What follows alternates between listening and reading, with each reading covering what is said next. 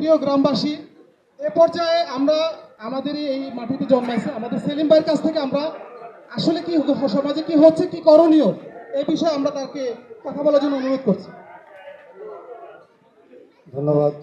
আজকের এই মহৎ অনুষ্ঠানে আমাকে কিছু বলার জন্য সুযোগ দিয়েছেন। আসলে কি বলবো, দুঃখেরই কথা এটা। আসলে আমরা সকলেই কিন্তু শান্তি চাই। শান্তি চাই না আমরা? সবাই কিন্তু শান্তি চাই, কিন্তু আসলে কি আমরা শান্তিতে থাকতে পারতেছি? পারতেছি না। কি কারণ? এই অশান্তির কারণে, অশান্তির যে সৃষ্টি হয় তার মধ্যে অন্যতম কারণ হচ্ছে, যদি পরিবারে, কোনো পরিবারে যদি একজনও নেশাগ্রস্ত ব্যক্তি থাকে, তাহলে ওই লোকটাই কি ওই পরিবারের জন্য একটা যন্ত্রণার একটা বিষয়, যন্ত্রণাদায়ক একটা ব্যক্তি। এমন কথা হলো, এই এলাকার মধ্যে কেউ মানে মাদক গ্রহণ করে, আর এই মাদকটা কিন্তু সরাসরি তার হাতে আসে না, যে কোনো একটা চ্যানেলের মাধ্যমে তার হাতে গিয়ে পৌঁছায়। তাহলে কি আছে এখানে? একদল আছে হচ্ছে সেবনকারী, আর একদল আছে হচ্ছে বিক্রেতা। এখন বিক্রেতার মধ্যে অনেকগুলো ক্যাটাগরি আছে। ক্যাটাগরি কি? কতগুলো আছে খুচরা বিক্রেতা, আর কতগুলো আছে বড় বড় মানে পালের কোদা যেগুলো। আর আমরা আমাদের চারপাশে যেগুলো দেখতে পাই সেগুলো হচ্ছে কি ছোট ছোট, এগুলো ছোট ছোট, মানে মনে করেন যে এদেরকে ধরে ফেলে কিছু করানো যায় না।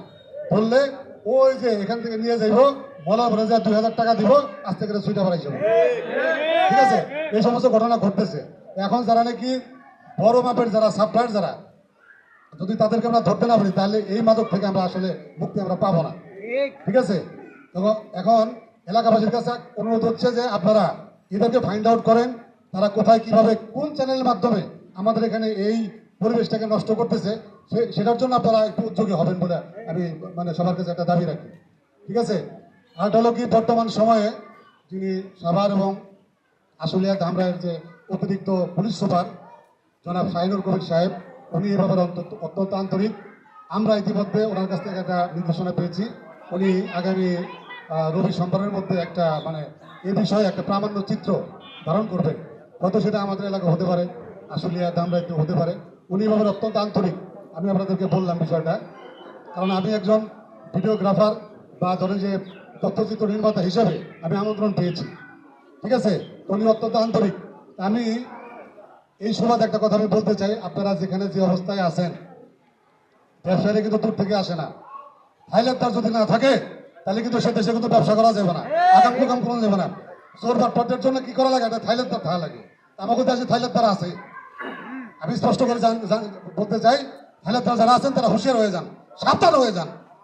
যদি মনে করেন যে থাইল্যান্ড তারা মানে অনুমোদিত শুদ্ধ না হন, তাহলে ভবিষ্যতে কার বিরুদ্ধে কি অ্যাকশনে যাবে প্রশাসন, সেটা কিন্তু আপনারা ভাবতে পারবেন না। আসতে গেলে খালি নাম চলে যাবে, দেখবেন যে মানে দূরে ফটাফট ধরে নিয়ে দিতেছি।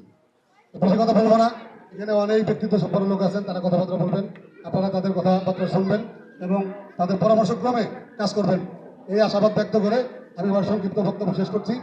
ধন্যবাদ সবাইকে। শুক্রিয়া, আলহামদুলিল্লাহ। আমরা এলাকাবাসীর কাছ থেকে কথা শুনলাম।